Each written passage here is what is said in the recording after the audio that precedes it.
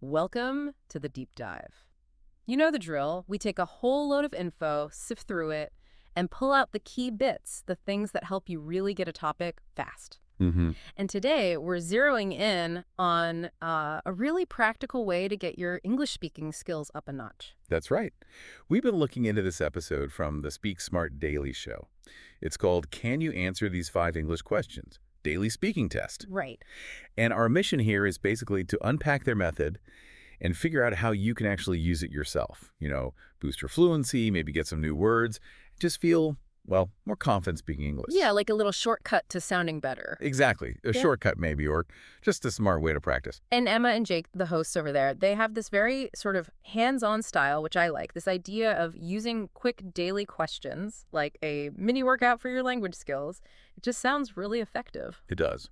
So let's dig into that. Why is this daily question and answer thing actually, effective? What makes it work? Well, what's really interesting is just how simple it is, but how powerful. Hmm. Emma, one of the hosts, she points out that when you ask and answer questions every day, you're basically just mimicking real conversation. Okay, yeah. Makes sense. It's not just about, learning lists of words. It's about actively grabbing that language from your brain when you need it, putting it to use right away. Active recall, they call it sometimes. It really cements things. Right. It's like running lines, isn't it? You practice those little back and forths, and they start feeling more natural. Precisely. And Jake's story was quite telling, too. He said asking himself simple questions each day helped him speak faster and cut down on the ums and us. Exactly. You get your brain sort of wired to think in English, on the fly. Yeah. Which is, well, that's key for fluency. Yeah. And an important thing they both mention, you don't have to stress about perfect grammar right at the start. Oh, that's good to hear. Yeah, the main goal initially is just getting words out, expressing yourself. Communication first. Okay, so that's the why. It builds the habit, gets you thinking in English, focuses on communicating. Let's get to the what. They suggested 5 specific questions in this episode, like a daily speaking warm-up. Yeah, 5 core questions. Let's go through them. What's the first one? The first one is, what did you do yesterday? Simple enough. Seems simple, yeah, but it's really targeted. It gets you practicing the past tense. Talking about things that already happened. You have to recall events, describe what you did, maybe in order, using those past tense verbs. Right, using the ed endings or the irregular verbs, like telling a little story about your day. Exactly that, a mini story. Then, question 2. What do you usually eat for breakfast? Okay, shifting gears. This one moves to the present tense, yeah. And it's great for building vocabulary around everyday things. Food, drinks, routines. Nouns for foods, verbs for eating, preparing. Jake mentioned how talking about food is just so practical for everyday vocab. Totally. Stuff you actually talk about. Okay, number 3. Number 3 is, what kind of music do you like? Preferences. Yeah, this gets into expressing what you like, what you don't like. It encourages using adjectives describing the music, how it makes you feel. So more than just naming a band. Right. Jake made a good point, too, that talking about tastes, like music, often involves connecting emotionally with the language. It shows a bit of personality. Explaining the why behind it. Okay. Number 4. Question 4. What's your dream travel destination? Ooh, future thinking. Exactly. Now we're looking ahead using imagination. It often pushes you to use words like would, or think about hypothetical situations, future plans, aspirations, describing places you haven't been. Gets you thinking beyond the everyday grind. Nice. And the last one, number 5. This one's fun. If you had one superpower, what would it be? Okay. Yeah, this one's all about creativity, really stretching your vocabulary into, well, hypothetical, imaginative stuff. Right. You're thinking outside the box, using maybe conditional sentences, if this, then that. It pushes your language boundaries in a fun way. Definitely sparks some different thinking. So, okay, those 5 questions.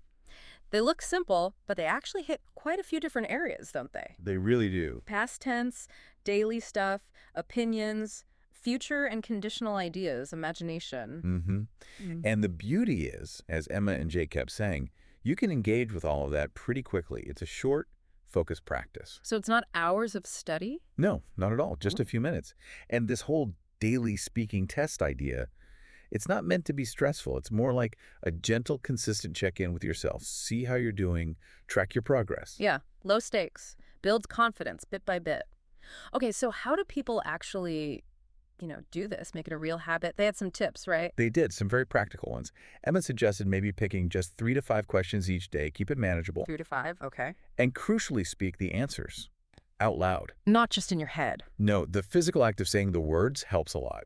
It gets your mouth used to the sounds, reinforces the learning. Right. And they mentioned recording yourself, which sounds maybe a bit awkward. It can feel weird at first, yeah. But Jake really recommended it. Listen back, maybe once a week, he suggested. You can actually hear your pronunciation, your fluency, notice where you hesitate. It's really insightful feedback. Okay, I can see that. Hard to argue with hearing yourself. And again, this stress focusing on just getting the message across fluency and clarity rather than perfect grammar, especially at first. Communication over perfection. Exactly. Oh, and they had a fun idea too. Practice with a friend. Send voice messages back and forth, answering the questions. Oh, that's neat. Makes it more social. Yeah, interactive. Keeps you accountable, maybe. But what if you're doing it solo? Emma had suggestions for that too. You can practice in front of a mirror. Sounds classic, but it works. Or, talk to your pet. Huh. Your dog won't judge your grammar. Probably not. Wow. Or even just listen back to their original podcast episode and pause it to answer the questions along with them. Any way to just vocalize your thoughts in English is good. Makes sense. Find what works for you.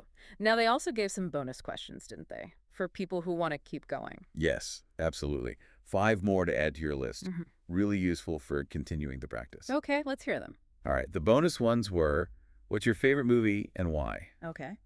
Describe your ideal weekend. Nice. What's something new you learned this week? Good one. Keeps it current. What's one thing you're proud of?